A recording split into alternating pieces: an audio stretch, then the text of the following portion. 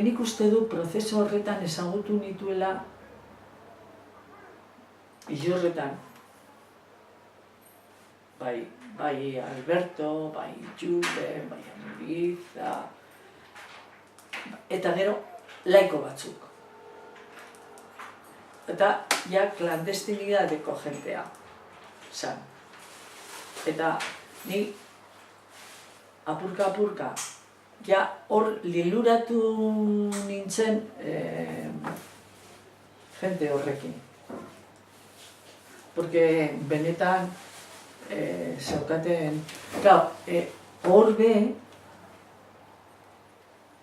realitateak ez dira beltzak edo txuriak hor be, hasi ziren gizarte eskolak, etako frente kulturala, da adibidez, Illorretan egiten ziren gizarte eskolak, horretortzen ziren Uniategi, Quintana nos hablaba de evolución, de Darwin.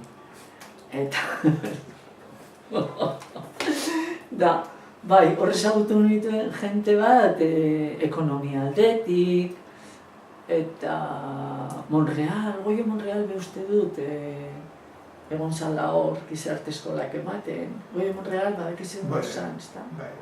Gero rektoria izango zan. Hori ezagutu nuen. Eta naste horretan, ezta? Naste horretan gauza asko dira.